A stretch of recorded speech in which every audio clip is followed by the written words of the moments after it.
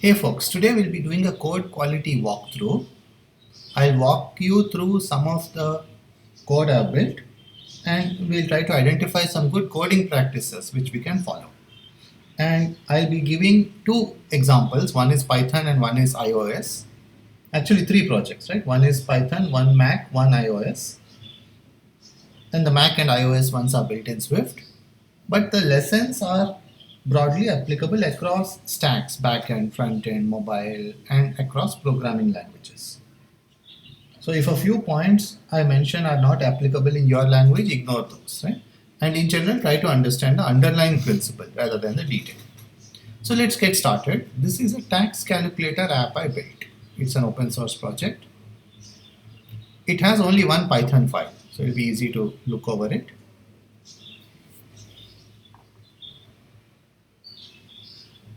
First, we have a hashbang saying it's Python 3. Then we have a doc string, right? Every file should have a file level comment. In Python, it's called a doc string. In different languages, it's called a different thing. But whatever the name is, there should be a file level comment ideally describing what that file is, right? An exception would be Java, where a file typically contains only one class, in which case a file level comment is same as a class level comment. But in general, when a file contains multiple things, it's good to have a file level comment. And if you can't write a good file level comment, that may be an indication that you have thrown random things together into one file. So if you are saying, this fetches data from the server and saves it offline and calculates discounts and does logout and does settings and does this and does that, then maybe you should split it into several files, right? So often inability to write good documentation is an indicator of an underlying problem. So anyway, here there's a one paragraph description. This script calculates marginal tax for consultants. If you want to earn a given amount of net income, how much gross fee should you quote a client considering income tax and professional tax? So for example, if I want to earn 10,000 rupees a month, how much should I quote a client? Most tax calculators work in the opposite direction. Given a gross income, they'll tell you how much money remains. This is in the other direction. And in the forward direction as well. It works in both directions, right? Suppose I have signed a contract with someone to pay me 20,000 rupees a month. How much actually am I earning after tax? So it works in both directions. And it's for consultants, not employees, right? Most tax calculators are for employees. So this is like a one paragraph description, right? And when you explain something, documentation is communication. And communication begins by giving an overview and only then going into details. Sometimes engineers tend to dive into details prematurely and people miss the bigger point, right? So for example, if you're describing a car, you should say this is a car to begin with. On the other hand, if you say it has leather seats, it has tinted windows, what are you talking about? Are you talking about a sofa in a house or a living room in a house with sofas and with tinted windows? Right? The context is missing. So engineers are often buried in the details they are working in. They need to take a step back and describe the big picture first. This is true with any kind of communication. It's true for UX design, it's true for writing, and so on.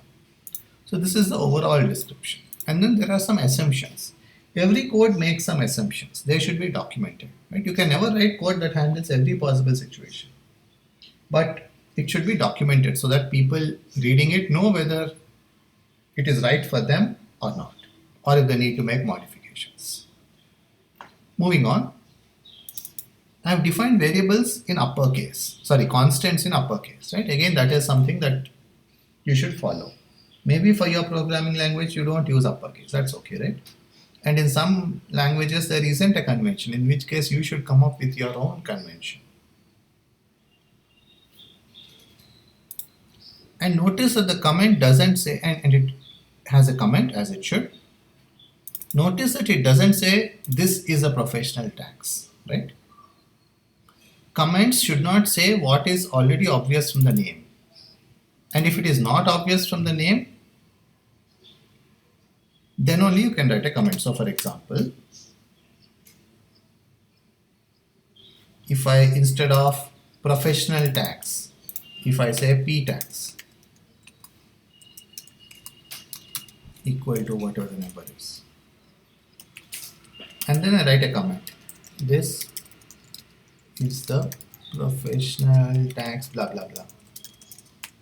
When you see such code, you should think about, instead of writing this comment, can I make this more self-descriptive, right?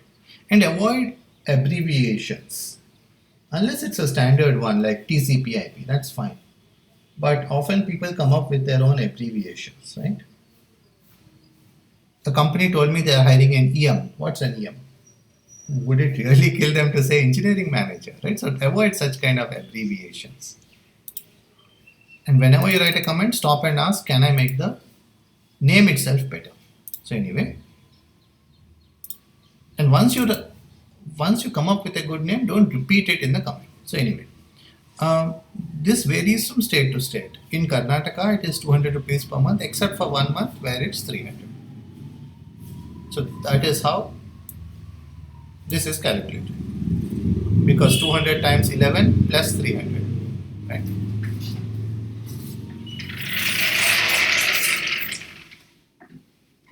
Sorry for that. So comment should not restate the code, they should explain something about the code and explain something that's not already obvious. And I made it 0.0 because I want floating point division. I don't know whether if you divide 2500 by 12 you get a floating point value or not, but I wanted a floating point value because it's more accurate. That's why I made it 0.0. Now in Python 3 onwards, this is always floating point division. But still it doesn't hurt to be clear by putting a 0.0 for floating point division. Because now when you see this code, you don't have to stop and think, which language is this, in this language, how does it work, etc. So anyway, that is one point. Moving on. Have a gap between multiple entities. This line 28 is blank for a good reason. Moving on, income tax rate is so much, right? And it's 30% with 4% health and education cess. So I could have done the calculation and put in the final result like this, 3.12%, but then it won't be as clear why it is this much. So this is fine. Moving on, I have a function which calculates the total tax for this income, right? And if you ignore the docstring and the code and you just look at this, it's already clear what it does, right?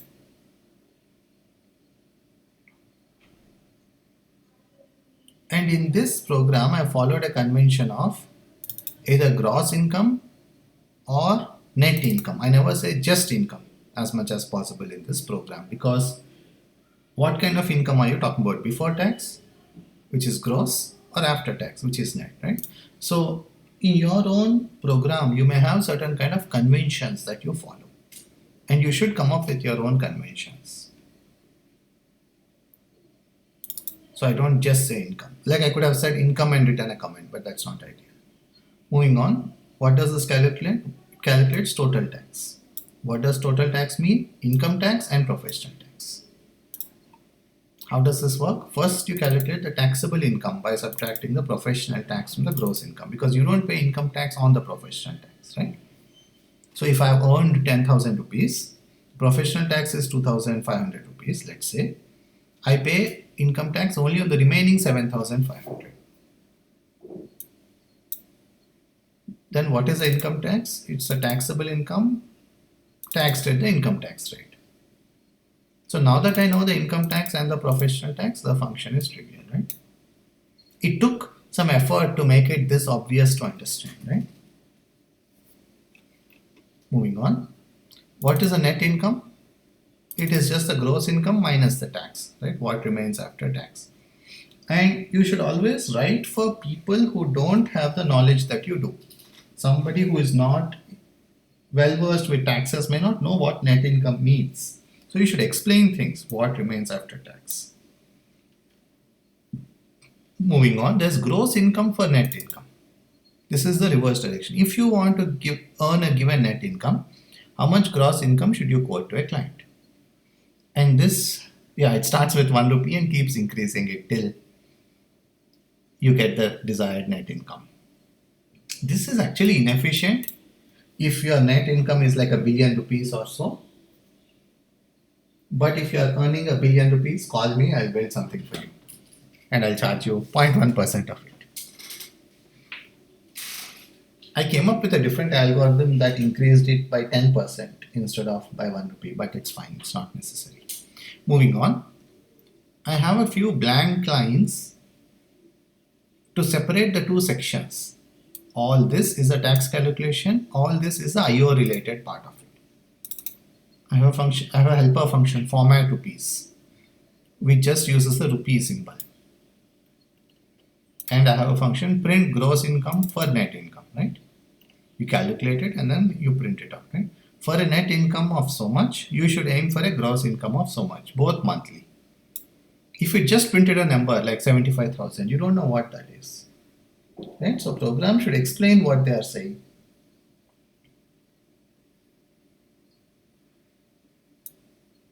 In context, right? Like, why should you earn 75? Why should you quote 75,000 rupees to the client? In order to earn 50,000 rupees. And is it monthly or yearly? It's monthly. I have some number put here and you can kind of edit it and change it to whatever you want and run the script. Doesn't even have command line parsing. Very simple script. Now, let's look at the commits to this. And let's look at the readme as well, right? The readme is blank. It says read the commit at the top of the code. Don't write redundant documentation. Sometimes people write the same thing here. Don't do that. Write it either there in the actual source file or here. Let's look at the commits. This commit says divide by 12.0, not 12, to make it clear that we want floating point. This is the clarity thing I was talking about. Fix some lint. Yeah, you should run the lint tool for your language and it will give you some suggestions. You should fix them. Don't think there is much here to point out. Mostly formatting and stuff. The cosmetic change. Yeah, there was an unused variable that was removed, and unused variables should be removed. Some more cosmetic changes. Let's see what these are.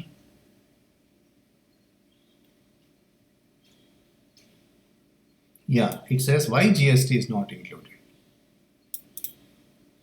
Because typically it is passed on to clients over and above the quoted fee. So if I'm quoting 70,000 to a client, it means 70,000 plus GST typically. And the client is paying the GST, not us. So it doesn't affect how much money we have remaining. That's why I removed it.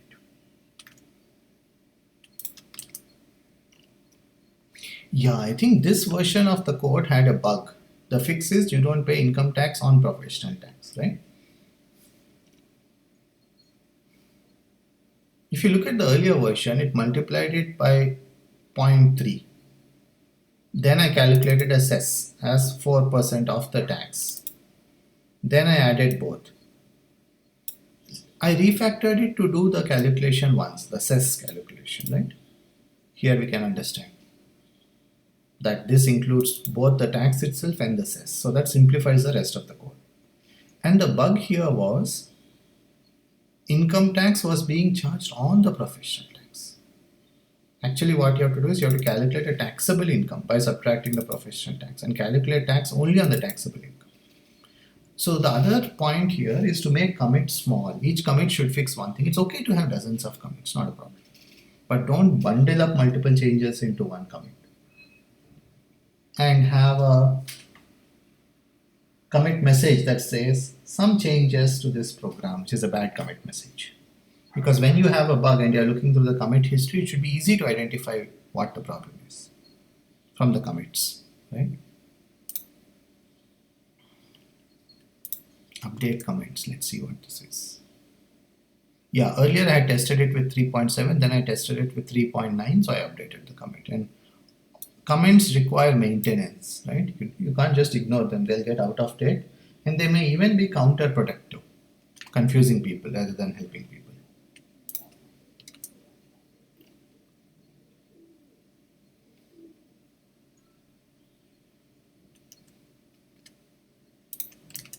update comments about assumptions. Yeah, this is more of the same. Yeah, in the earlier version of the script, if you look at this comment, it says use units of 1 rupee, not 1000 rupees. In the earlier version, everything was calculated in thousand. So professional tax was 2.5, which means 2.5 thousand. But I found that it just caused more confusion. Just using rupees was easier rather than thousands. Because whenever I write 100, I have to remember it's not 100 rupees, it's 100,000 rupees. So sometimes you try to make some simplifications, but you find that the simplifications are actually making it more confusing. So then you have to undo them.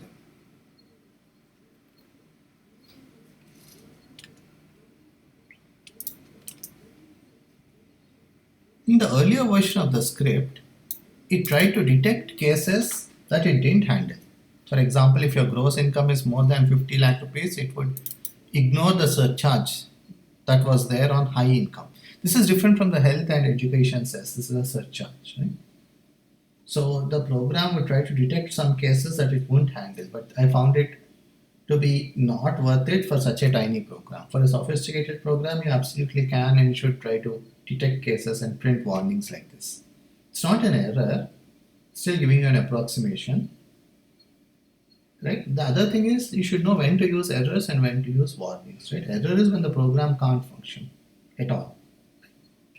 So anyway, I have a bunch of comments at the top of the file describing all the cases it didn't handle.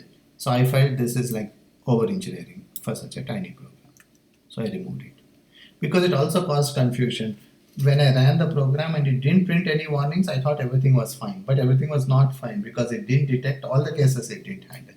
So having warnings for some cases it didn't handle and no warnings for other cases it didn't handle just turned out to be more confusing. Moving on. In the earlier version of the program, I was doing math.floor because I didn't want too much precision. Like 2,364 rupees 78 paise is too much information, too much precision. So I was flooring it. But then the problem is this is like an internal function. And this function was calling this function. So if you have a multi-step calculation, you should not round off in the middle. You should round off when displaying. So that is what I'm doing here.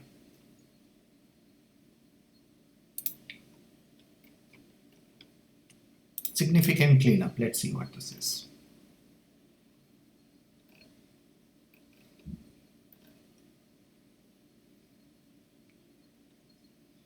Yeah, I think the earlier version would print both. Print take home pay and print net income. Never mind. Not worth it.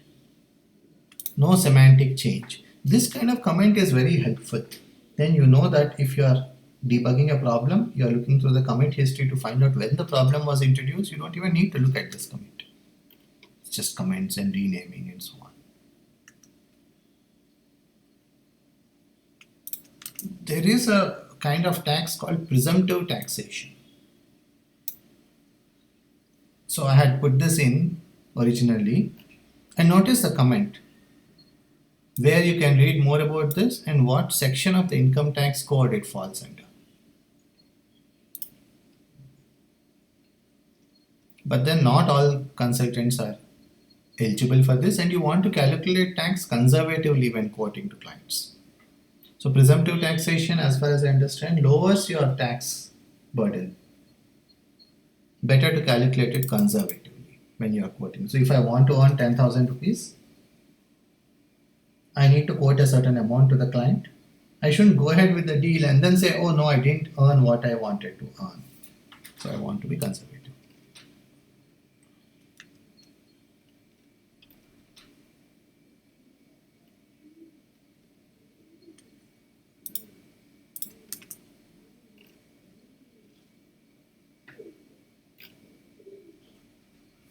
Yeah, earlier it would calculate tax according to slabs.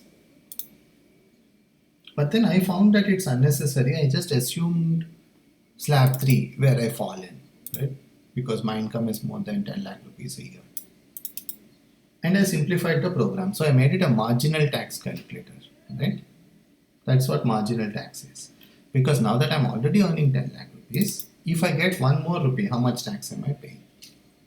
So sometimes you should make your program do less rather than trying to do everything, which makes it too confusing, both for users to use and for the developers, resulting in confusing code or complex code. Earlier, it would support both employees and freelancers or consultants. So that was more complicated. So I just removed that. You can see quite a lot of changes, right? So for example, Provident Fund had to be calculated for employees. There's an employee tax deduction, right? So again, simplifying it helps. I removed GST. Commit messages should also say why you are doing something, not just that you are doing it. And for a while, this project was unmaintained, so I gave this comment saying this project is no longer maintained. Get the latest version for Mac here, iPhone here. I ported this to Apple. Then eventually I revived the script, so this comment is no longer there. So this script is maintained now. Anyway, add comments to make it understandable to someone who doesn't know tax well. At a high level, there are 3 taxes: income tax, professional tax, GST. These kind of high level overviews are very helpful.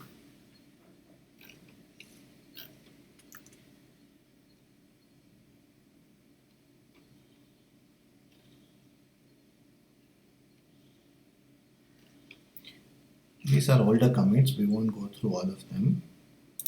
Change names to conform to, I should have said, Python conventions. What are those? Yeah, you don't use names like this, camel case, which you use in Java, right? Adhere to the conventions of the language you're using. And I also ran a lint tool, and it said there was some invalid ASCII character. I think it's a rupee symbol, so I made it UTF-8. So anyway, this is this program. I hope you got a good sense about code quality at a small level. Let's look at another program now. This is a Mac program called BetaMagic. This is closed source. Contact me if you want it. I'm happy to share with you privately. This is a Mac command line program that does some image processing, right? The name BetaMagic comes from ImageMagick, very powerful image manipulation tool. But for my needs, I found it to be too slow. So I wrote this called BetaMagic, and it was at least 10x faster. Uses the GPU and so on.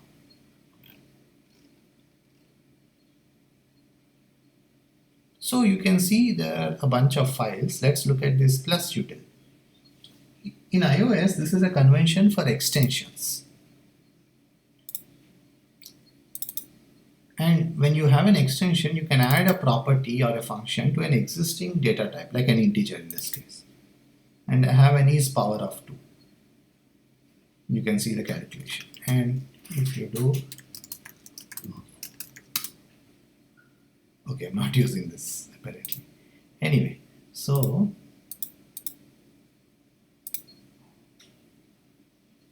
sometimes extensions can make it more natural. This is a C style API. So if you have a pixel buffer,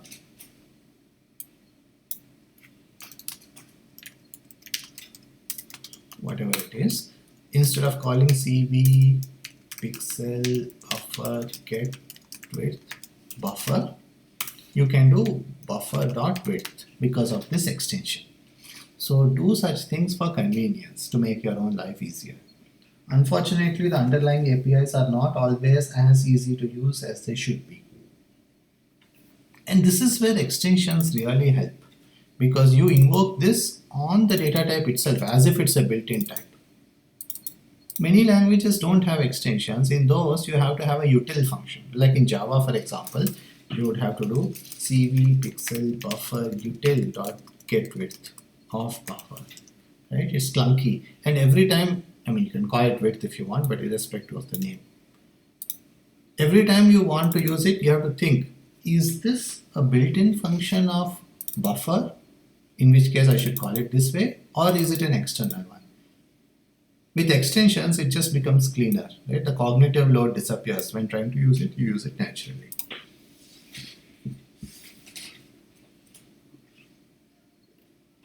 So you have width, height, and size.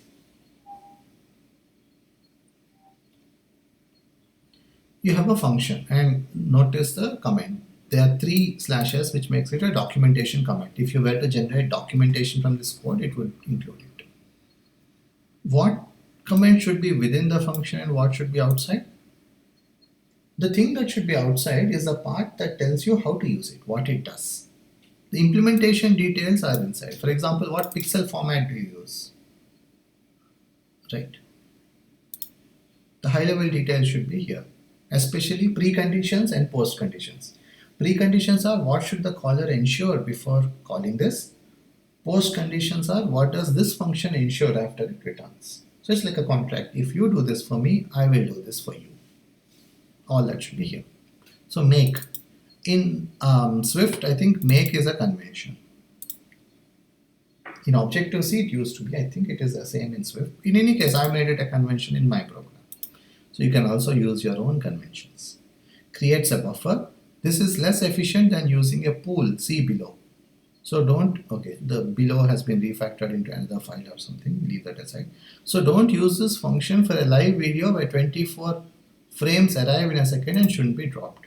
So basically you can create pixel buffers individually, or you can create a pool and reuse the buffers. If you're doing live video processing where you need to do it real time, 24 frames or 60 frames a second, don't use this function. So every function should tell you when not to use it. You shouldn't learn the hard way, spend days trying to optimize it and then saying, oh, apparently I'm going in the wrong direction.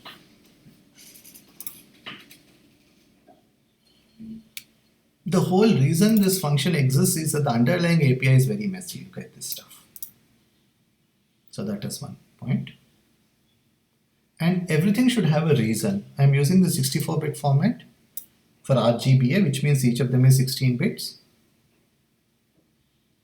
Why this? There are more accurate formats like 128, but they don't work. CI context or render fails with unsupported format if you use this bigger formats.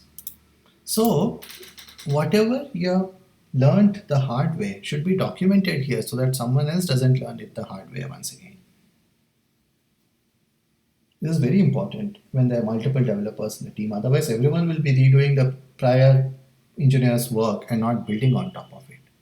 You'll never make progress that way. Even you, there's a limited amount of detail you can put in your mind. Today, if I work with this code again, I immediately know this, seeing this comment. Otherwise, I would also waste time redoing it, right? Because after a while, your code is someone else's code. You no longer know it. Anyway, let's look at this. CI image.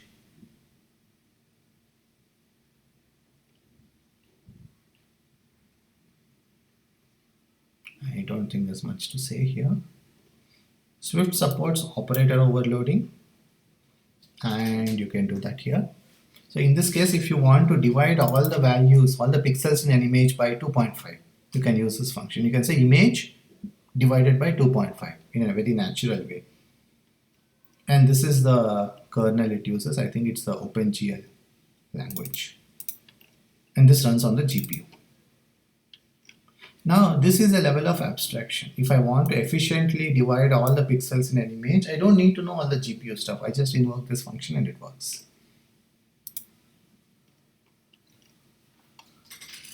Some of these classes, like CI context, you should not create multiple of them because each of them has a cache, and the caching will be inefficient if you have multiple caches. So for those, I have this pattern of creating a shared variable, and shared is again an iOS convention for singletons. This is not exactly a singleton, but we need to use it as a singleton. So every class for which we need to use only one instance, I have defined an extension with a shared property.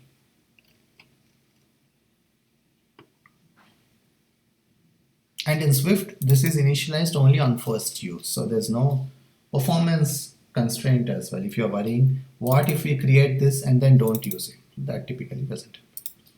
Now let's look at a class finally. So far we have looked at extensions, import core image, that's the import, and this is the actual class. This is the class level comment, and this is the comment for each property. This class begins by telling you why it is needed, which is how core image works. This took me multiple weeks to figure out. Before I figured it out, my program was taking gigabytes of memory and running out of memory and crashing. This class abstracts all that out. You just use a core image bufferer and it buffers things so that you no longer use gigabytes of memory. And the entire class is implemented in this property. So it's abstracted out. You don't need to know all of it. And classes should have the minimum possible surface area. If you can define an API with only one property like this, which is a property that you can both get and set, it's a read-write property, not a read-only property, that's great. You don't need to define a bunch of functions. Make it as simple as possible for the user by abstracting things this way. Anyway, in didset, this is the implementation.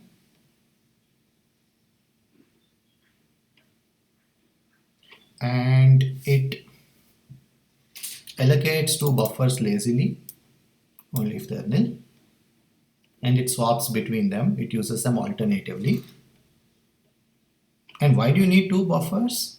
Because of this documentation. So everything has to be backed up by documentation. Someone looking at this code shouldn't think it's an arbitrary decision. Why 2? Why not 3? Why not 1? Right? It shouldn't be like I like the number 2, so I use 2 buffers.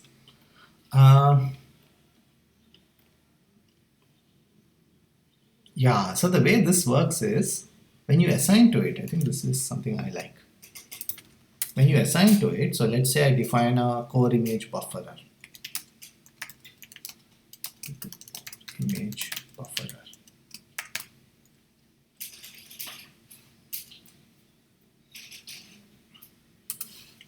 I do bufferer dot image equal to some image, right?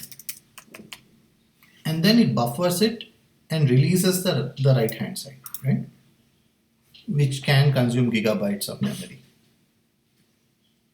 And when you assign a property, a value to it, suppose I assign A to it, it does some optimization to reduce the amount of memory A uses and assigns it to itself. So when you assign it once, it reassigns to itself the optimized version. So when you do this, internally it does buffer.image equal to optimized version of A. This is what it does. So the setter calls itself and it avoids an infinite loop because that's how Swift works. It doesn't call didset.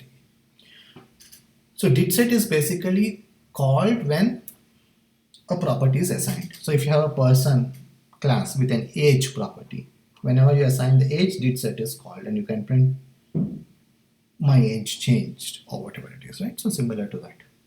Here we are using that to do the optimization. When you assign it, the code runs in didset and it assigns an optimized version of itself.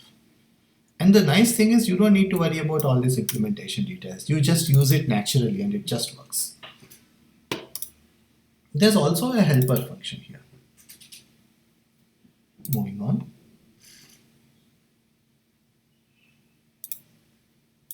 I think we have seen all this. Let's look at main. It's a little messy. It has commented code. This is not the best code quality. It says uncommon blending modes which need to be applied. So one more thing I want to point out before we move on is, where did that go? Yeah. I keep the private variables and functions of a class at the end of it. Because when you're reading this class to figure out how to use it, you shouldn't have to read all this and say, oh, it's private, I don't need to worry about that. Right? Interface and implementation should be separated out clearly.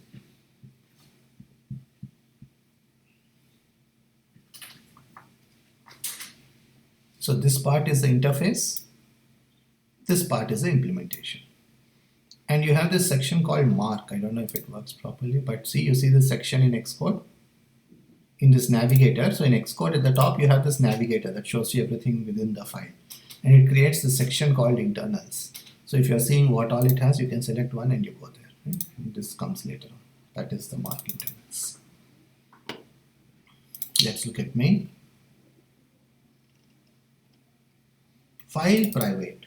This is a privacy level in Swift where the variable is private to that file. And notice that it's a let, which means it can't be reassigned, and use this whenever possible, whenever applicable. Right? For example, Kotlin has val and where. JavaScript has const versus let. Whatever is there in your language, use the appropriate one for constants. This is more like a side project, so the code quality isn't great, but this is bad code quality. You shouldn't have a global writable variable like this. At least it should be file private. The other thing I do is I use unsigned ints for things that cannot be negative. So this is an output file index, right? When you run this program, it creates a bunch of output files, 1.jpg, 2.jpg, etc. So it is unsigned int, and use unsigned ints when possible, because otherwise the code that deals with it has to figure out what to do when it sees a negative value. So if you have a shopping cart and you have a function add item and a count, how many items are you adding? If you say int, now this code has to figure out what to do. If count less than 0, it has to have this error handling. Whereas if you say unsigned int, that's not even possible. So it simplifies things. Again, this is an extension. As much as possible, I use extensions. And we are saving in JPEG. Why not PNG? Because PNG is losslessly compressed. It has better quality. Not PNG because the file size is huge and FFmpeg is much slower. Because we are going to use FFmpeg with the output of this program. Why not HEEC? Because FFmpeg doesn't support it, at least when I wrote this program.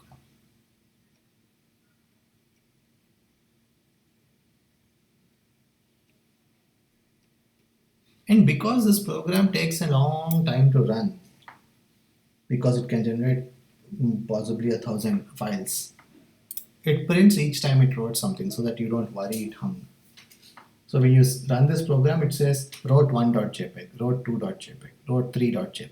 This makes you feel confident that it's making progress. This is main. This is a bad thing. It's not a main function. Anyway,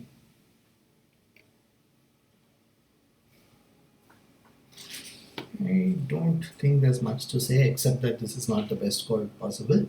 This is the actual thing.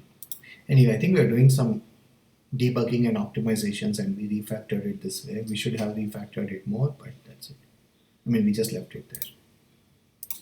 Now let's look at FutureCam, which is the main project. FutureCam is this computational photography app I built.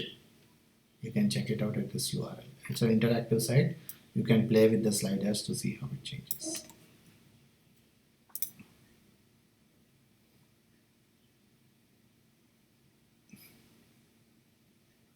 There should be an XE workspace. I don't know where that went.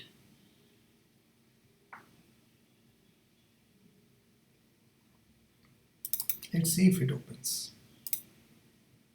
Yes. So the first thing you see is, before you go deep into it, you have a bunch of folders.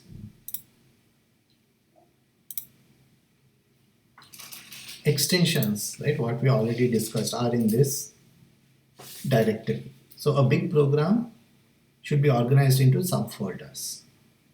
And each folder should be logical. It shouldn't be, oh, kind of I just happen to throw some things together into a box. It's like if you're moving houses, right? Ideally, boxes should be labeled. These are books, these are utensils. So it's like that. And I also have a README file here. This folder contains extensions. Things that are not extensions, constants, global functions, classes, and shouldn't be in this folder unless they're file private. So this tells anyone who is working with this code what to follow. Because once you set up the code structure, you have to maintain it. And other engineers working on the code base should maintain it. Otherwise, it doesn't make any sense. So let's look at some of these. And this is about extensions, and you can see that everything has the minimum level of access possible. This is an extension on the NS error. So in iOS, when an error happens, you get an NS error, right? It's not an exception handling, it's a struct. It's like an older way of dealing with errors. And I have put in an extension on this, which copies the info from the struct into a dictionary because we want to log it to a server. And a dictionary is basically a map. So you can see the multiple levels of encapsulation. This function toDict should be called only from this code. So it's private to the extension. Even here I can't call it. I'll get an error. And I think encapsulation helps even if you are working alone on a project. Some people say that encapsulation is a tool to be used in giant projects. It's very helpful in giant projects, but I think it's also helpful in small projects because we are often doing projects at the limit of our ability. So FutureCam is an app that processes a gigabyte of data every second on a smartphone. If you had gone back in time to before I started this startup and told me I'll be doing this high performance real time computing, I would be surprised. I would tell you I don't even know how to do it, right? But I learned it and did it. And often we are doing things that are at the limit of our ability in this way. It can be deep tech, like in this case, or it can be just size, or it can be reliability, right? Whatever it may be. We are not writing hello world programs or sorting programs, right? Like write a program that lets you type in the names of your friends and prints out those names in sorted order. Those are not the kind of programs we write, right? We write programs at the limit of our ability. So we need tools like encapsulation to help us organize all this in our mind. So when I see that it is private, I know where it is called and for what. I can see the call site and immediately understand. I can refactor it however I want, knowing that if I just change this call site, it will work. Anyway.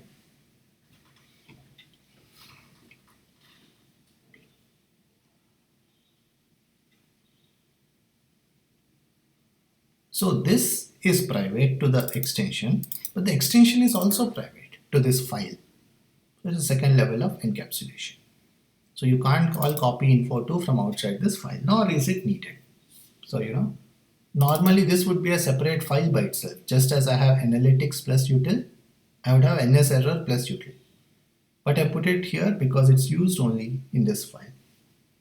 So that way, my cognitive load reduces. You can have an ns error which is not actually an error. If the code says no error, it means it's not an error. It's a success code. So then it returns. Otherwise, it adds entries from itself to the given dictionary, right? And what else? And an error in iOS can have an underlying error, similar to how an exception in Java can have a cause. So if that is the case, it gets the entries from those underlying error, and also adds it with this prefix. So if you have code, it will say code is 75. Underlying code is 2000, which means the error with code 75 was caused by an error with code 2000. So all that is encapsulated in this, right?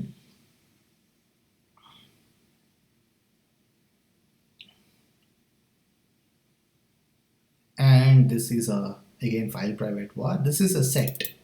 Here something cannot occur twice. So whatever logical constraints you have, use the appropriate data structure. Don't use a list for this, because a list implies that something can occur multiple times and the order is significant. Neither of which is the case here. Use the correct data type. Let's see what else. Import should be sorted. And if there are too many of them, they should be grouped. These constants are used for long exposure. These are counts of various kinds. And And anything that's not obvious has a comment. And this is a suffix, right? It's not to be used by itself. It's just added to something else. Apparently it's not used, never mind.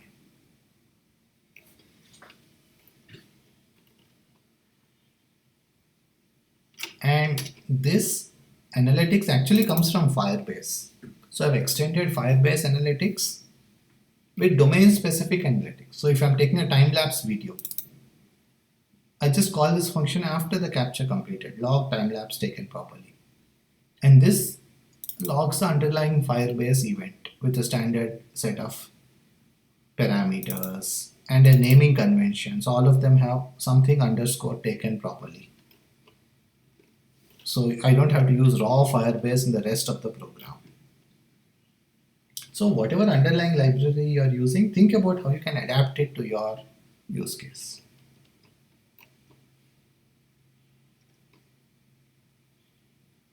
And in some situations, we want to log an event only once. So that is where the set, which we discussed here, comes in. Don't spam Firebase with repetitive events. An event should be logged only once per run. This is only for the logged events, by the way. So if it contains it, it returns. Otherwise, it inserts it and logs. And notice the event, mode underscore logged. So again, there's a naming convention here. And the Firebase event name is generated dynamically from one function with a parameter. iOS generates a warning when you run low on memory, and that is also logged to Firebase so that we can detect how often it's happening. In practice, in recent versions of iOS, Apple has really reduced the frequency of this. So most of the time it just crashes directly without getting a memory warning. Anyway, if a user agrees to give feedback to us, we log their email ID using this function. So when you use the app, occasionally a prompt can come up saying, do you want to help make this product better? And if you say yes, it asks for your email ID and we contact you to ask you for feedback. For that, we have an event. This is not analytics, but we are using Firebase analytics for it. And at our scale, it was totally fine. We did not have 10,000 users agreeing to give us feedback. So use the simplest tool for the job. And when you outgrow it, then you deal with a better system. So if Google has a prompt in their apps where people can give feedback, they would not do it this way. At their scale, they need a better solution, not at our scale. And we are not Google. We should ape what Google does. We should do what's right for us. Here, we are logging verification failures as well. So basically, the program keeps monitoring and checking itself. And whenever something goes wrong that shouldn't go wrong, like there are some types of things which can go wrong. For example, if you're trying to save a video and the phone is out of space, obviously you can't save the video. That's not a coding mistake. But there are some things which are a coding mistake. We call these verification failures. And we have those checks all over the code. Let me try to find one for you. Verified data length is greater than 0. So here what we are doing is we are encoding an image to a byte array. And obviously the length of the byte array cannot be 0, right? If it is, something is really wrong with our coding. Because irrespective of the content of the image or the size of the image, whether it's 8 megapixel or 12 megapixel, it can't be 0 bytes once it's encoded. So this is a verify statement, and this is a helper function that I have defined, and we have put these calls all over the code. This is a lazy way of debugging. When I get it out, I just put this. So let's say this function is not working properly. One way is to set a breakpoint, run the code, check whether it is size 0 or not, but I'm lazy. I just write this, and now the compiler and the language does the checking for me.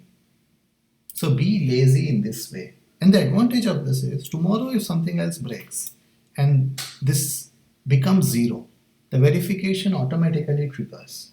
So it's like you do the work once to write the verification and it works for you forever. In debug builds, it crashes the app and puts a dialog box showing the verification that failed, like CF data is empty, and the file and the line number. In release builds, it doesn't crash the app, but it logs it to the server so that This is an iOS app. It's running on the user's device.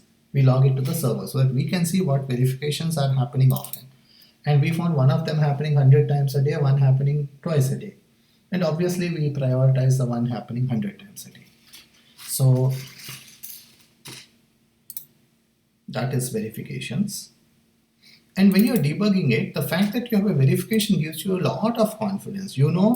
Whatever is wrong, the data is not empty. So you don't need to focus on that error case. You focus on other error cases. So it really speeds up debugging. It gives you a lot of confidence about your own code.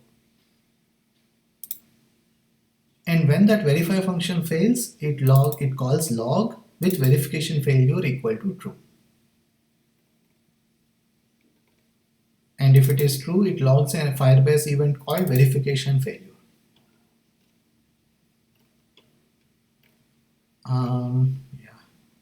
Guess we're done with this file. Let's look. An AV asset represents a file, like a video file or something. And there are multiple tracks in a video file. You can have an audio track, you can have a video track, you can have a subtitles track.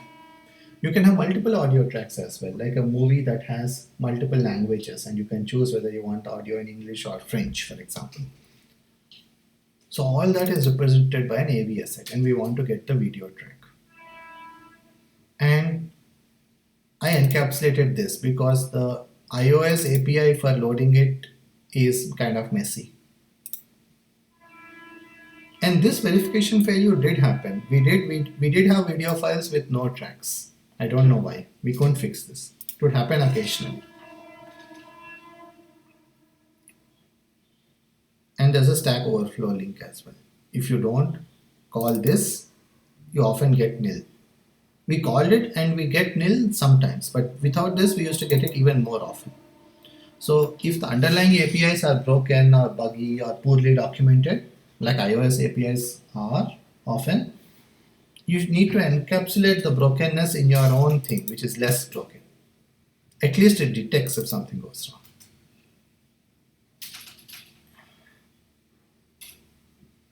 Queuing, iOS has multiple queues or threads. And in mobile apps, you have a main thread where all the processing happens, where all the UI happens, And a principle of good programming is that you shouldn't do too much in the UI thread. Right? If you look at any blog post or documentation on mobile programming, be it iOS or Android, that's what it will tell you. I have found that unless you are blocking the main queue, it's okay. And race conditions are very hard to debug. So in FutureCam, the rule is do as much as possible on the main thread, but use asynchronous APIs. So when you call this iOS function, this is the callback of the function, by the way. The callback can be invoked in any queue. I have this helper function in main queue that redirects it to the main queue. So again, the rule is, unless there's a strong reason, unless you've documented something taking too long, in which case you can't use the main queue, unless it's blocking the main queue for too long. It can take a long time as long as it's an asynchronous API, but if it's blocking the main queue for too long, then you have a problem. Otherwise, the rule we have is do it all on the main queue. We do have a video queue.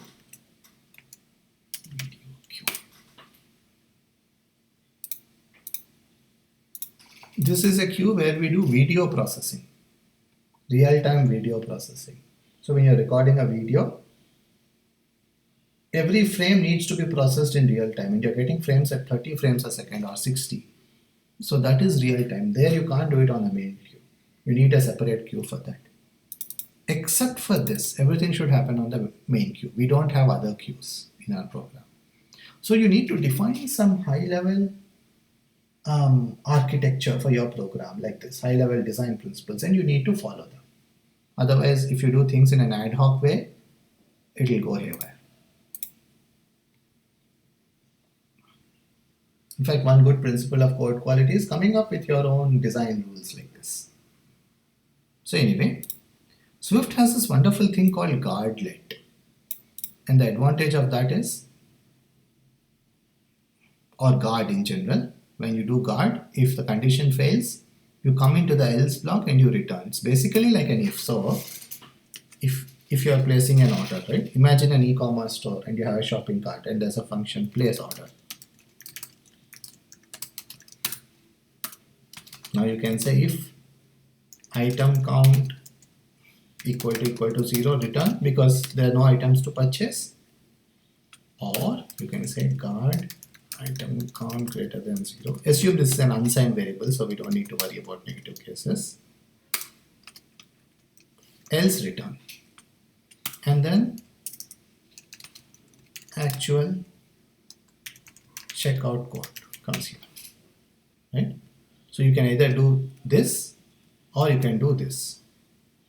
You may think they are basically doing the same thing, but the advantage of this is the compiler ensures that you are returning.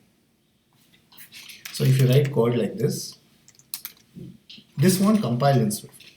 It will say in a guard statement, the else block must return. So it will make you rewrite it like this. Now, if this code is very complex as it is, and I'll show you some code here.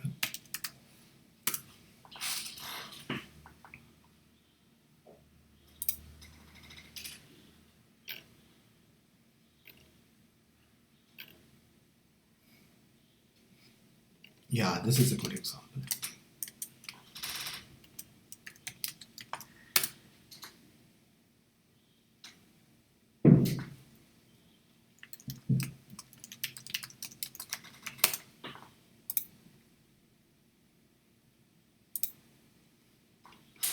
So here, this is an image, and you can save an image with a watermark, with a wrap name and logo, or without it. So it takes two code paths. And this is the code path that does not have watermarking. This is the actual saving code. Now, when I see a guard else in this way, I don't need to read through this entire code and think about will it return here, will it return here. If you have nested guards or if statements, it becomes very hard to ensure that it is returning in all the cases. And very easy to get into a situation where you think it's returning but it's not, causing a bug. Here the compiler helps ensure that. Now I know that no matter how much I mess up this code. So suppose I say if something return. Suppose I change the code this way, right?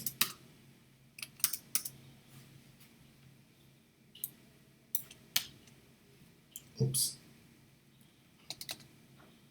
Excuse me for the misconfiguration of Xcode. So suppose someone edits the code this way. They violated the constraint and the compiler will catch it. So it's very nice. You don't need to read the entire code. When I see guard else, I know it is returning. So that is one thing. So yeah, when we have an if with a return, I always make it a guard. So anyway, that is where we are here. Swift is a statically typed language, and in a statically typed language, we try to give as accurate a type as possible. So debug parameters is basically a dictionary where the keys are strings but the values can be anything. In this case, we can't fully type it because the values can vary. It's not a string to string map. But still, if you can partially type it, partially type it.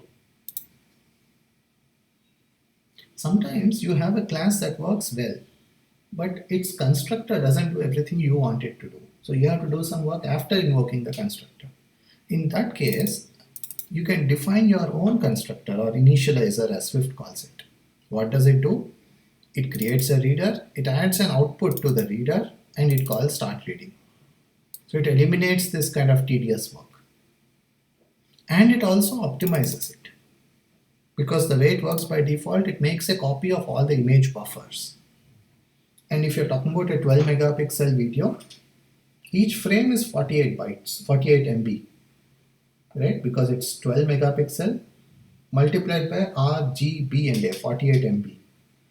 And if there are 30 frames per second, you're talking about more than a gigabyte of data per second, uncompressed. So you don't want to copy that much data, so it optimizes it. And again, the user of this extension doesn't need to know all these details. They just use it and it works faster.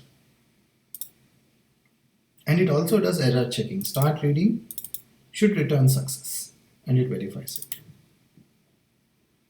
When you are using assertions or verifications, it's important not to rewrite this code this way.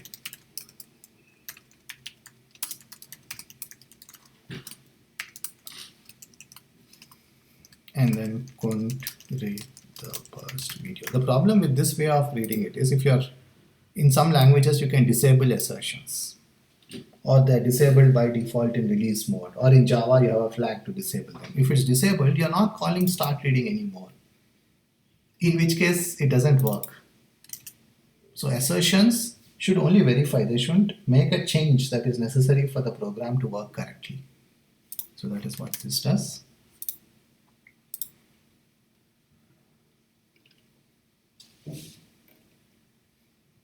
Yeah, and this is an asset writer. It's the opposite of a reader. The asset reader reads a video file. The asset writer writes a video file. And it automatically uses the right codec and the right bitrate. I did a lot of testing and I found that 50 Mbps is the best bitrate. It results in extremely high quality video. Above this, you can't notice the difference. So all this optimization is done here. Below this, if you are using a high resolution screen like my 5K iMac, and your brightness is at maximum, you can notice very slight things. So it's like it's already a very high level of quality here. And again, you're configuring it for the right performance. When you're calling a function which takes a bunch of arguments, nest them properly. This is a nested dictionary.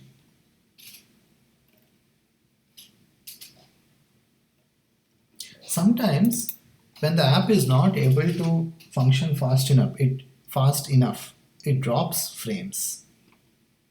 And we have an NS log. This isn't a verification failure because it's not our fault if the phone is slow. And occasionally it does drop frames. Happens rarely, it doesn't happen every time. So it's not a verification failure. But this is a verification failure because you couldn't convert a CI image to a buffer.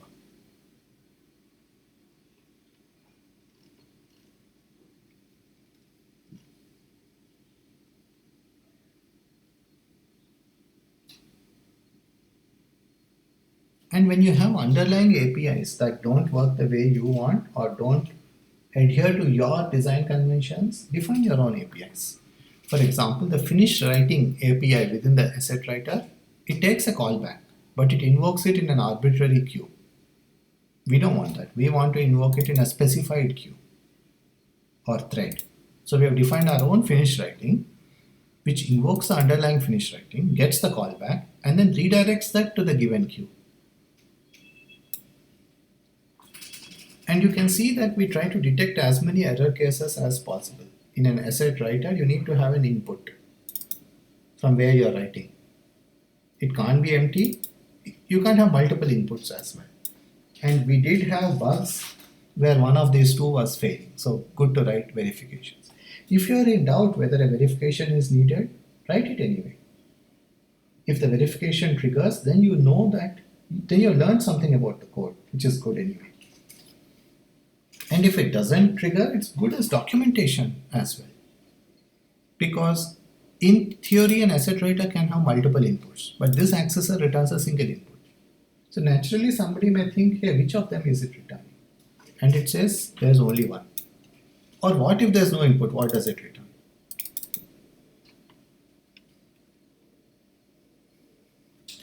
When you're working with closed source APIs that are poorly documented and buggy and keep changing in behavior, like Apple's APIs, you often end up verifying each function call. For example, whether you can add an input to the writer or not. And then whether you start writing. I think one of these sometimes fails, other never fails. So this helps you debug it further, now that you know which is failing.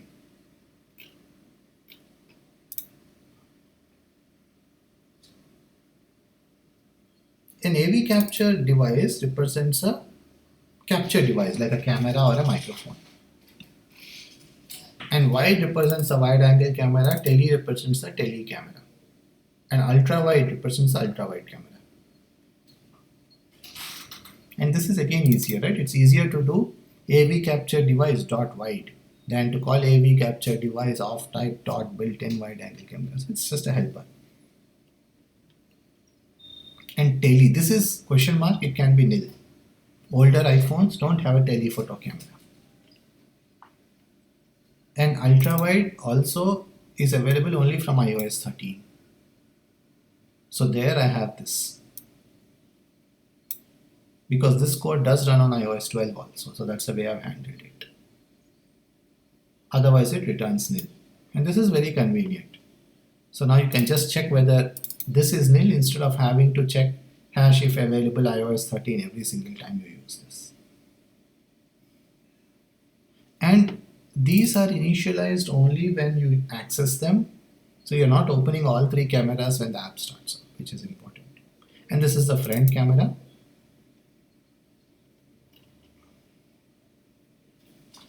Rotation angle to correct for AV foundation.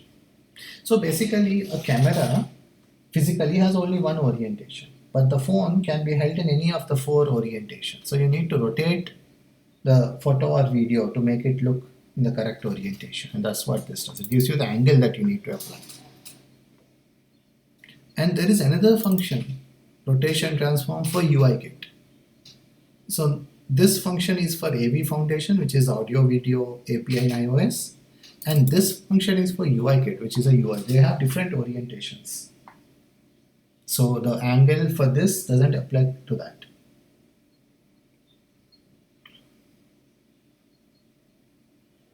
So this tells you when to use it and how it is different from the other one. And yeah, you just check the orientation, and based on which orientation it is, you calculate the correct angle.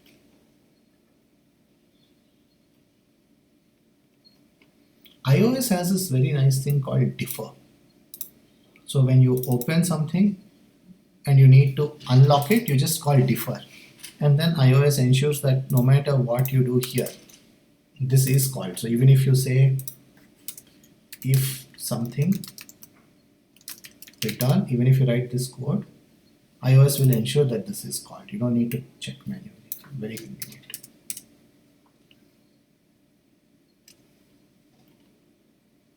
The underlying function block for configuration throws an exception. So I define this helper function that catches it and returns true or false. And lock should always work, by the way. So we have a verify as well. This function request access in main queue. So basically when you open the app, you get a prompt, right? Can this app use the camera or microphone? Or can this access your photos or location, right? For these prompts. iOS has a request access API, but it invokes its completion handler in an arbitrary queue. But in our case, we invoke it in main queue. And we also used to log it in analytics, because in any app, you need to find out the key funnel. The funnel with the key steps that are needed to use this app. So for example, if you have installed FutureCam, you need to grant it camera permission for it to be useful. So we log that in analytics and we get data. We can capture a funnel at the end of the month, such as 100 people use this app. 89 of them granted camera permission, which means the remaining 100 either uninstall the app or they're not using the app. Maybe it's still there on the phone, but they're not using it.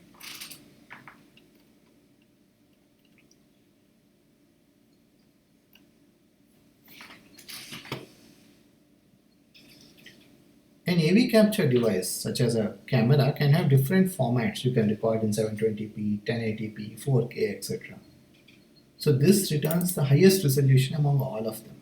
So it finds the max based on the width and it returns that. So you can see how it makes it easier for you to use the underlying API rather than having to iterate over everything. So it's a helper function.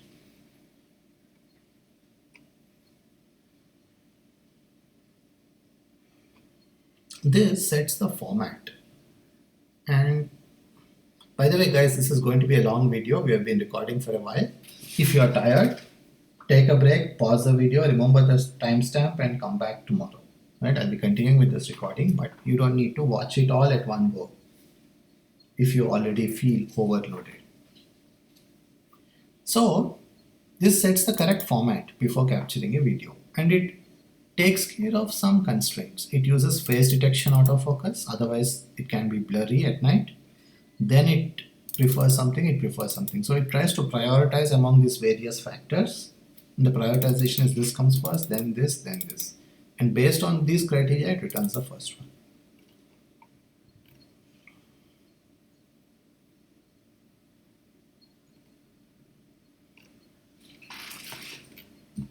Don't think there's much to talk about each case, except that notice how many comments are there. Because there's like days of learning behind each of these lines of code. All that learning should be documented in the code, because somebody working on it will otherwise have to repeat the learning. Right? It's a way of transferring the learning along with the code, which is equally important, especially when dealing with complex things like high performance media processing that most engineers don't know, especially on iOS. Right? A lot of this is iOS specific. Somebody may be an expert in this domain, but not on iOS. So again, that is captured here. So all this needs to be documented. The why you are doing something is as important. And each comment should be with the line it comments, right? You don't want to write an essay at the top of the function. Each line should have an appropriate documentation where it is relevant. So for example, why do we read this and save it in a local variable? Because when you read it, you are reading the value from the underlying camera. And if you access it again, you may get a different value because the camera settings have changed, even in the same function. That is why you use a local variable.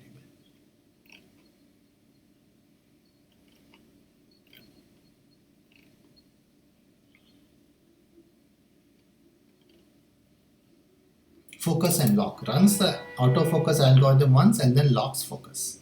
Invokes the callback after this is done. Everything should be documented. Anytime someone looks at your code and says, I wonder what this function does, it means you haven't documented it properly.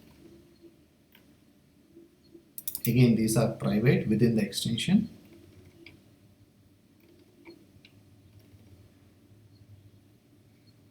And this data type has a bunch of subtypes like format, focus mode.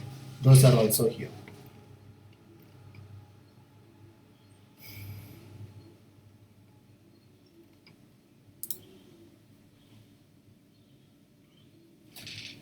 So these are the devices, wide, daily, ultra. All these are nil if permission is restricted. So it documents when they are nil.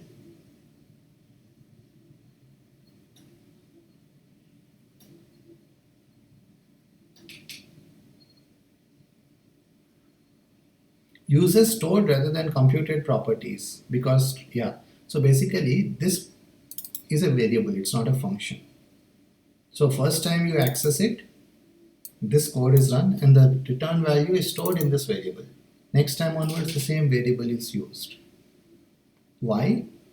Because otherwise you get a crash, saying that you have multiple front cameras, for example.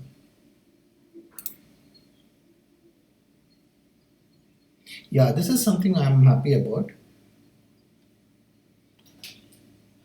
iOS has two ways to represent images. The older one is called CM sample buffer. The newer API is called AV capture photo. And these are two different APIs. In some cases you need to use this, in some cases you need to use that, because all the functionality of one isn't available in the other. Now this causes a problem in this program because every function should handle both the code paths, which we don't want to do. So what did we do? We unified both of them into one data type, which is called AV capture photo or CM sample buffer. This is a protocol. In Java, it's an interface. Typically in a dynamically typed language, you don't have this like Python, but in statically typed languages, you do have interfaces in Java or protocols in Swift. A protocol just documents the signature without the implementation. And we have chosen the It can also have function implementations, but it can't have variables. So you can't say var initialized equal to true. Now you get an error saying you can't have a variable. You can only have functions or computed properties like this, which are really functions. Right? So let me just drink some water.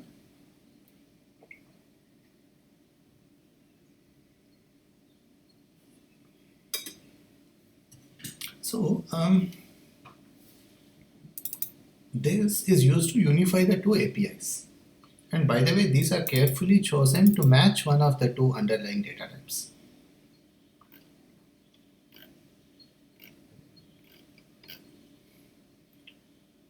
So these three things, which are the metadata, pixel buffer, and these raw photo, these come from AV capture photo. So if you look for AV capture photo,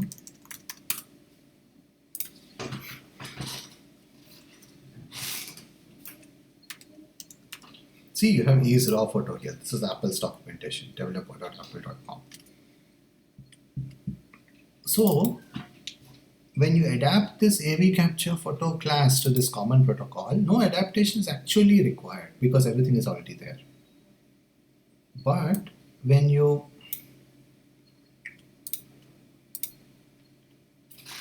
adapt the CM sample buffer to it, is it in this file or some other file? I don't know.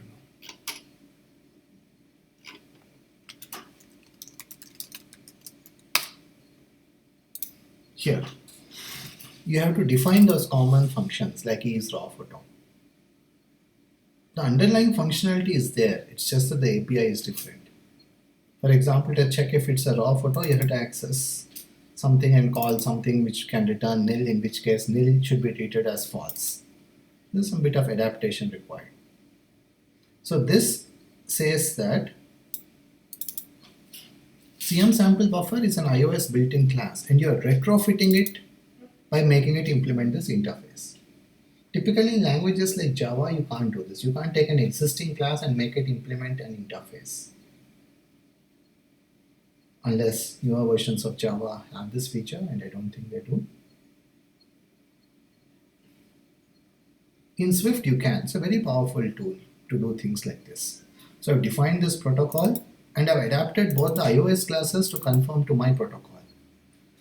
And AV capture photo doesn't actually need to be adapted because it has the functions needed. In fact, I chose the functions in the protocol based on AV capture photo. But CM sample buffer doesn't have, so we need to adapt it by defining the functions. These two are getters, so we defined it. This is both get and set. So we defined the getter implementation as well as the setter implementation.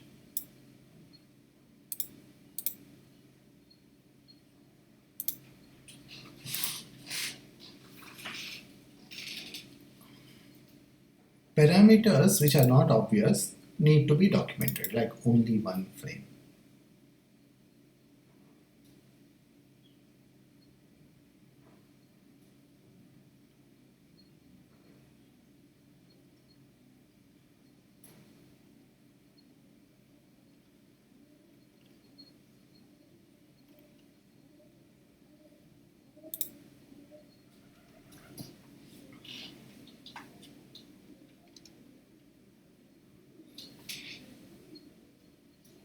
To capture a photo in iOS, you need a photo settings object. But a photo settings object by itself isn't enough. You need to add an output to the session. And the initializer of this takes care of this. So because I added all this verifies, I get a lot of confidence. If I forget something, my code itself tells me. I don't break my head saying why is it not working. And you can define these type aliases like typedefs in C++ to make it more readable. This is a callback that takes two parameters and returns a void.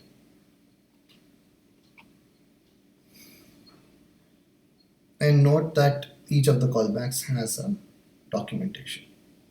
This is invoked just before the capture starts. This is invoked just after the capture ends, at which point you can change the device setting. So basically when you're capturing something, In the middle of the capture, you shouldn't change the camera settings. It will mess up the capture. But as soon as this callback is invoked, you know that the capture is over. After the capture is over, the photo takes some time for processing. Then it is delivered to this process function, which is an AV capture photo. So you can see one of these.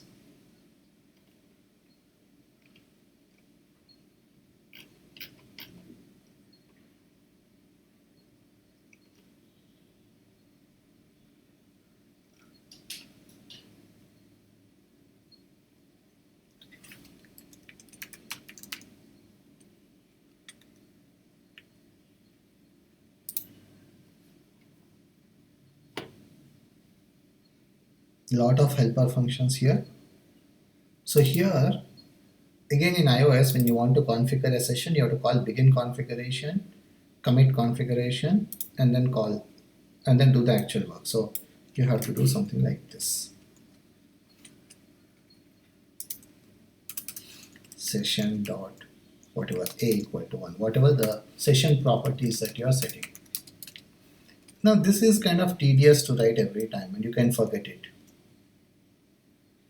Or you can do this and forget this.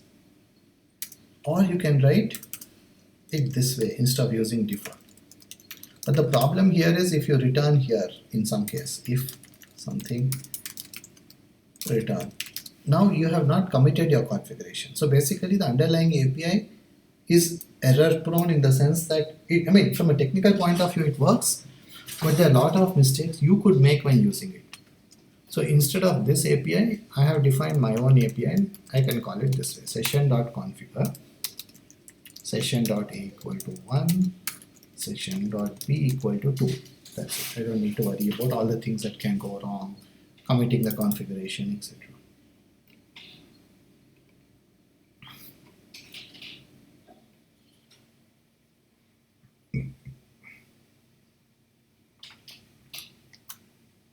And I have so there's an add function in iOS, but if the thing that you're trying to add has already been added, it crashes, which I don't want. It just adds unnecessary problems. So I defined add safely. It checks if it has already been added and returns. And also, you can have two outputs which are incompatible with each other. You can have a movie file output or a video data output. So basically, when you're recording a video, movie file output saves the recording to a file.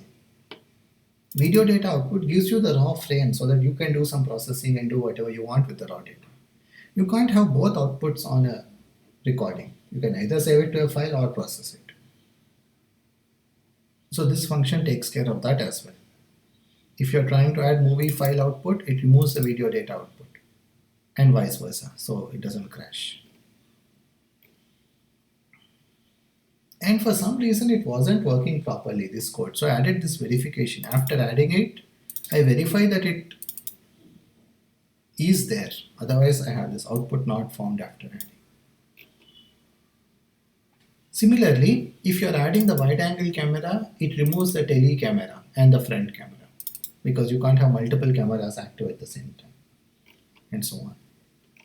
So you can see how it takes care of a lot of things that make your life easy.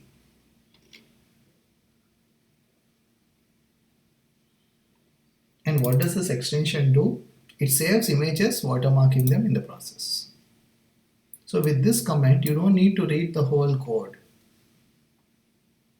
unless you want the details.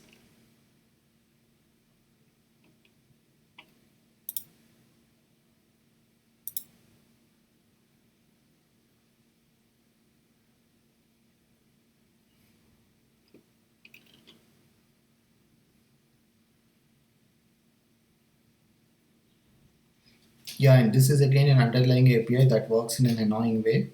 So I have my own function that works in a sensible way.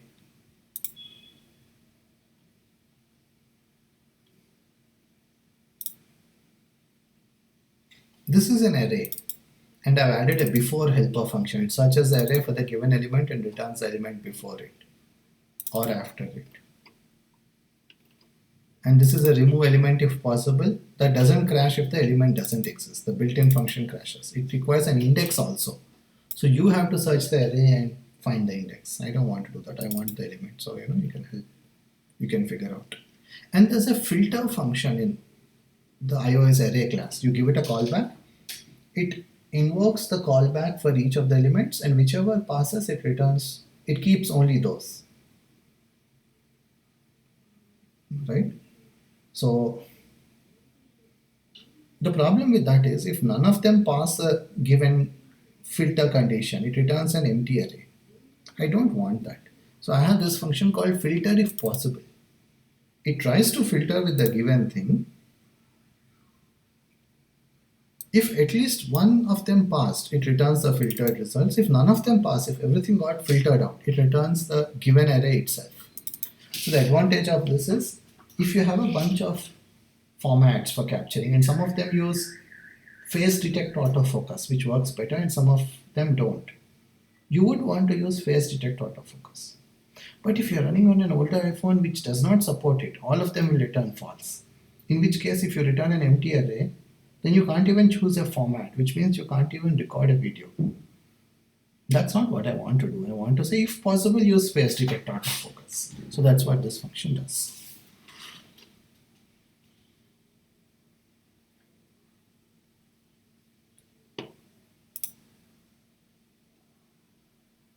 This is a CG size, which is a width height. It has very convenient functions like this: swap, ease landscape, ease portrait. And notice that ease portrait returns is implemented this way, not ease landscape. It doesn't say, so like you could have implemented it this way.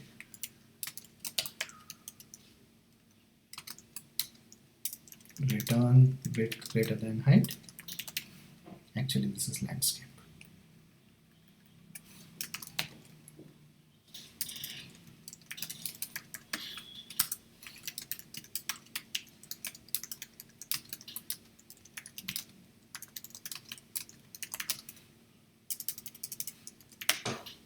You can implement it this way, but the problem is if you have a size where the width and height are the same, both of them will return false. That means if you have code that does something, if ease landscape do something, I'll call it A.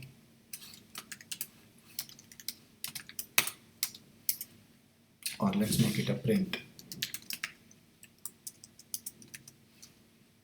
A, else print B, right? If you implement it this way, you can't refactor this code by saying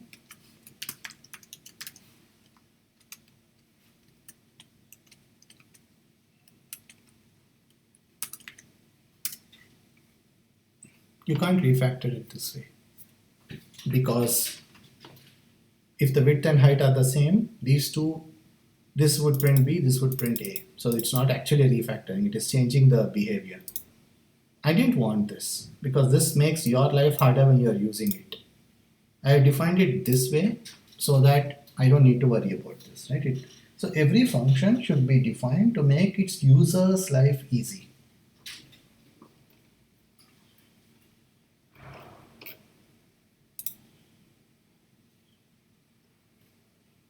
And the CI context shared, it should be a stored property since it needs to be reused for performance as Apple recommends.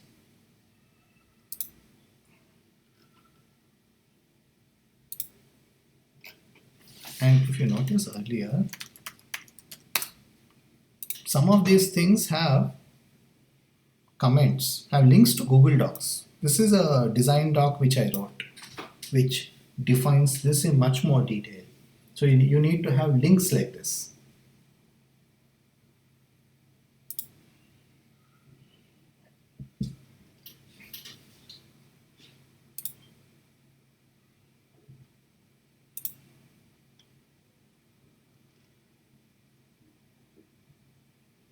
This is a spreadsheet with some settings or something, and this says the code should remain in sync with it, right?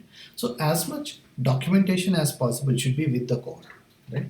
Don't write a Google Doc which goes on for 30 pages and has one section for each class. No one will read that.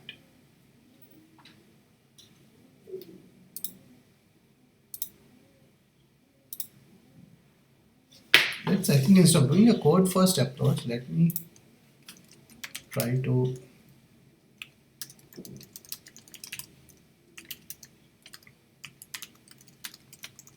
come up with some design guidelines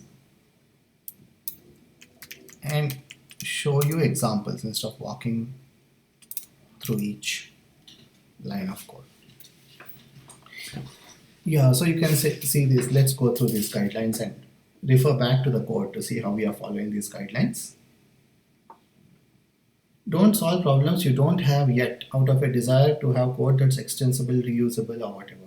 Because when I tried to foresee, I found that what was required was different from what I foresaw. So I ended up writing over-engineered code, which was anyway not extensible. It's like this, right? If you're creating a car and you say, we need to make the car extensible, let's make it support 8 people.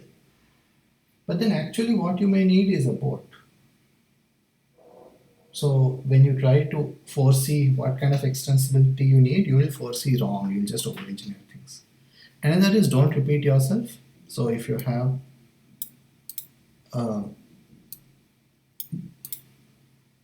border width, right?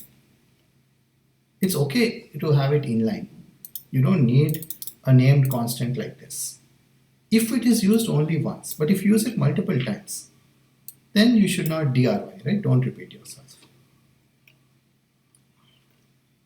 Prefer composition over inheritance. Don't have mutable global variables. Unit testing. FutureCam does not have even a single unit test. And it has had probably one outage in 6 months. And that was caused by an Apple bug, not my bug. So some people say you should write unit tests for every class. No, that is not a good use of time. Instead, verifications make more sense. The problem with unit testing is a unit test can detect only cases that you foresaw, whereas bugs typically occur in cases that you didn't foresee. So as much as possible, write a verification. I'm not saying that there's no place for unit testing. There's a place for it. If you are writing something that's very functional, take some inputs, manipulates them in a way and use an output, right? You can use it. For example, if you have a bunch of flights, you're building a flight app, flight booking app. You have a bunch of flights, you need to pick one, the best flight, based on multiple factors, price and distance and everything. If you have functional code like this that takes in an array of structs and returns one of them, you can and should write a unit test. So I'm not anti-unit test. I'm just saying unit tests make sense in 20% of the cases, whereas verifications make sense in 80% of the cases. Naming is critical. Try to find the right name for every class, function, or module.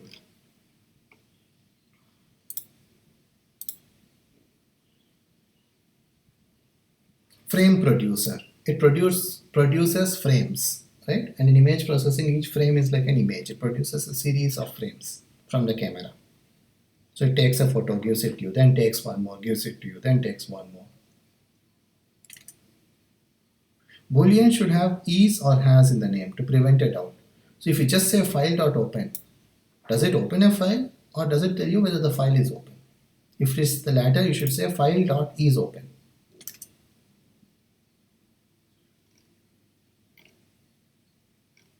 Or used. Have we used the telephoto camera?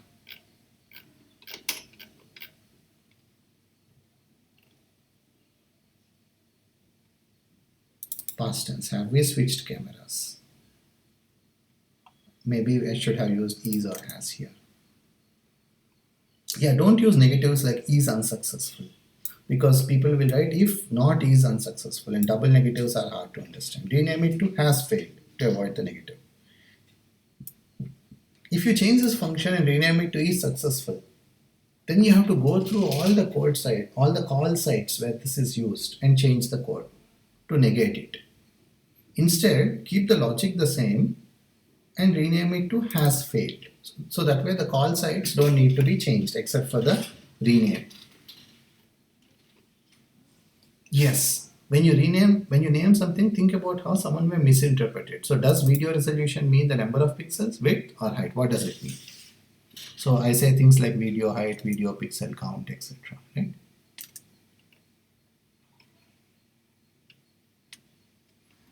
So let's look at this. Let's look through these packages first. This camera wrapper was intended to be an internal library that wraps the iOS camera classes.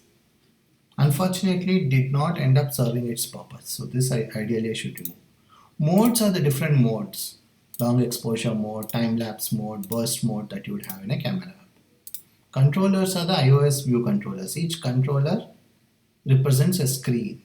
So when an error happens, you get an error controller on the screen.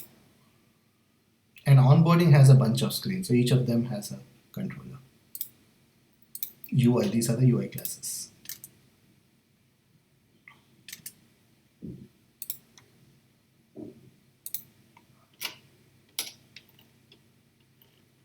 Yeah.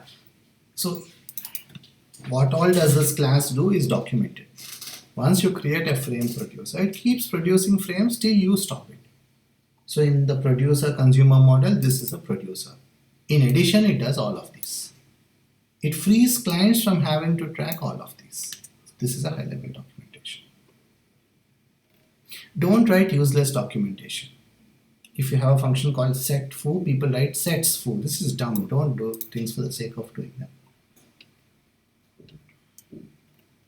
Yeah, use to-dos to track minor fixes and improvements.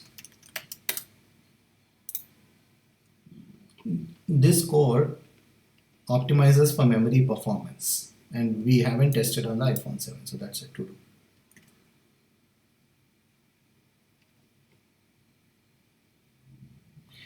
And people should be able to read the code for any one class without knowing all the other classes. So if you look at frame producer, I should be able to read this and the interface of it and just use it. And by the way, Swift has something called private set, which is read-only, except within the class it is modifiable. So this again reduces some work. Otherwise, in languages like Java, you have to have a private variable and a public getter. So again, encapsulation. So anyway, returning to the previous point, you should be able to start anywhere. Think of it as Wikipedia. You can start reading any Wikipedia page and go from one page to another and read whatever you want, right? People should not need to read your code in a certain order. So the documentation for every class cannot assume that you know everything else. It needs to refer you as appropriate.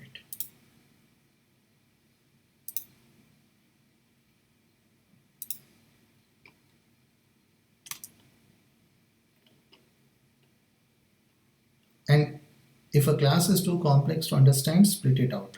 I think we have one giant class here which goes to 1000 lines. This is obviously something that needs to be refactored. And iOS often has giant controller classes. And the joke is, what does MVC stand for? Not model view controller, but massive view controller. So every class should do one thing, right? So describe what the class does to an imaginary listener. If you find yourself using the word and, this class records videos and saves them, that might be a violation of the single responsibility principle. Other code smells are a class that's called manager, video manager. That means you haven't thought about what it does, or it does a whole bunch of things together. So if you look at this, right, frame producer produces frames only.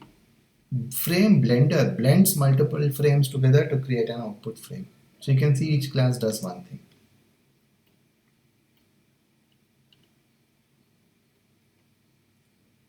Yeah, and every class has, if you look at the frame producer, things that are visible publicly, and then internals, and then private. Right?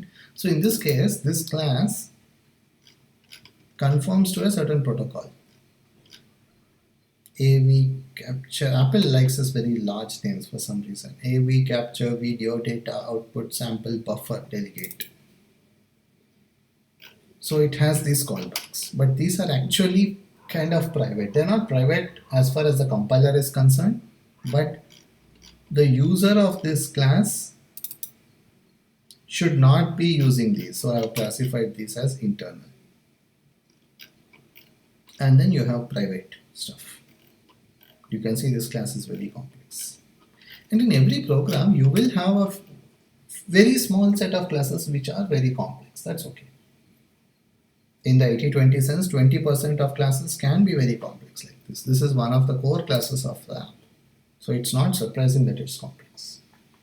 In any sophisticated app, you would have this. Reduce nesting by using early returns. This we saw with cards.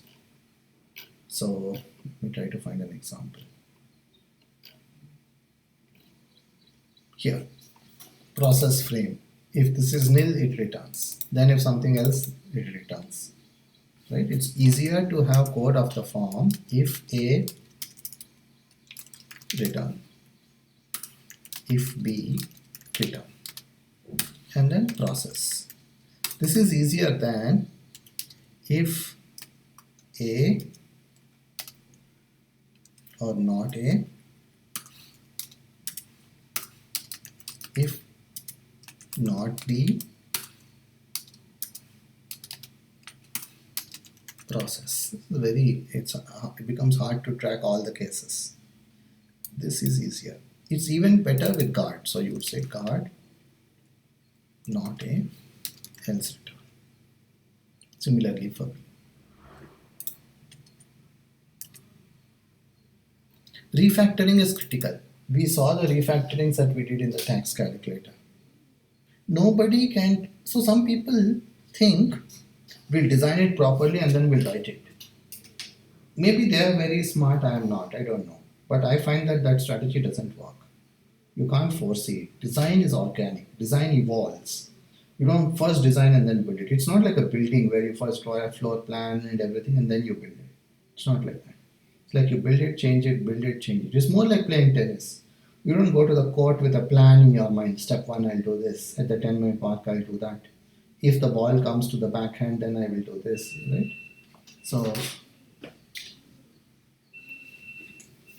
yeah, you have to keep refactoring. Don't try to overthink, overplan, over-engineer. Keep it small, solve problems you have today. If a new problem comes tomorrow, refactor. If a problem keeps occurring, that's a sign you should look at the design to see if it can be fixed at a more fundamental level. So we have multiple queues in FutureCam. And we are having deadlocks, race conditions, etc. So finally we came up with some design principles. We have a video queue where the video is processed. We have a main queue where everything else is processed. The main queue can wait for the video queue, but the video queue can never wait for the main queue. Because if you have a case where A waits for B and B waits for A, just one second.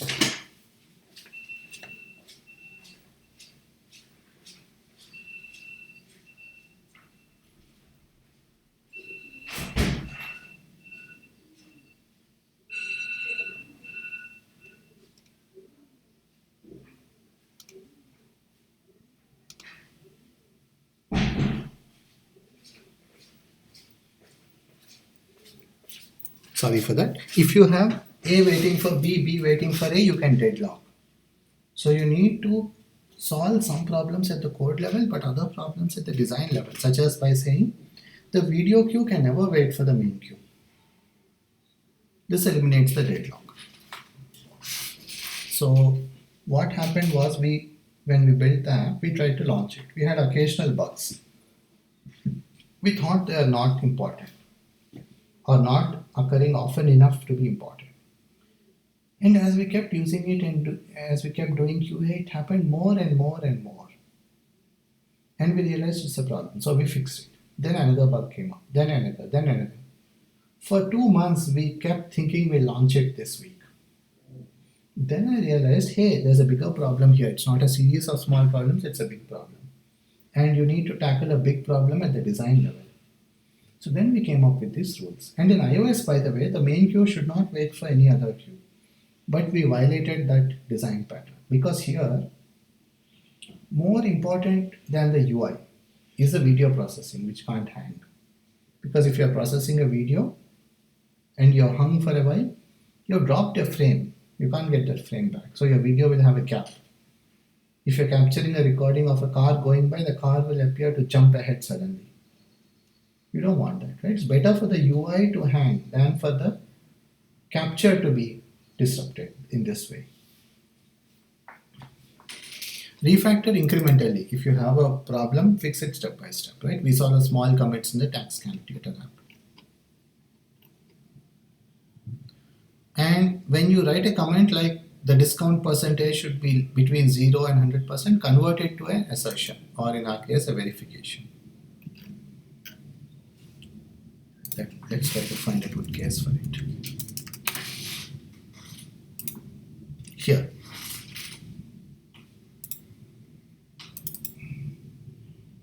No, that's not a good example. Hold on.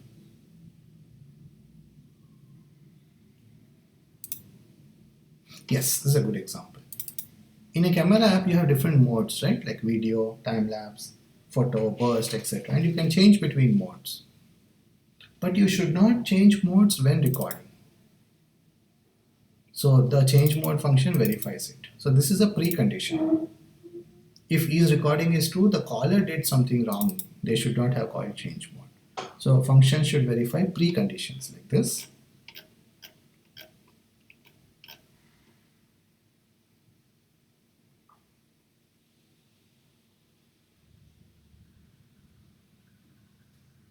And post conditions. After you change the focus mode, you should be in any autofocus mode. iOS offers multiple autofocus modes. Any of them is okay, but not manual focus. Because the UI is hidden, the user should not even be able to switch to manual focus. So after this function invokes, it is verifying that the post condition is correct. It is leaving things in a good state.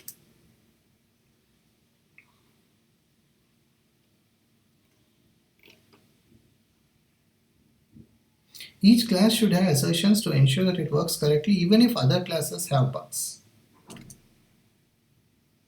So even if the UI layer is completely messed up, this class takes care of itself. Or better example is if you go to mode changed. Where did that go? This one. Change mode, sorry. Even if the UI layer is buggy, earlier the UI layer was buggy and we had bugs where the mode was getting changed while recording, causing all kinds of problems. It will completely mess up the camera, as you can imagine. So then I wrote this so that even if the UI layer is buggy, this class will work properly. So you need to do it. So anyway, I think we have gone into a lot of detail. I hope this walkthrough is useful. Think about which of these practices you would like to adapt in your app. If you disagree with some of my recommendations, that's totally fine. But whatever you agree with, follow them. And write a document for your company describing what code quality you will follow, or for your team if you're working in a bigger company with multiple teams.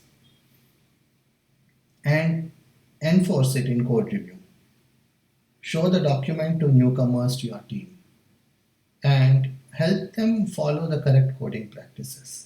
Because without the correct coding practices, your code will fall apart. And it is possible to come up with coding practices that are not which are not a big overhead by themselves. For example, writing unit tests is an overhead. It's a tool that is appropriate only for some situations. Whereas a lot of these things don't take that much time. They may take time once to learn, but then it just becomes a habit and you do it, and it doesn't take much time. It saves time. So those are the good coding practices you should use. Those that save more time than they take. So anyway, I hope you found this code review helpful. Do let me know your comments. Thank you.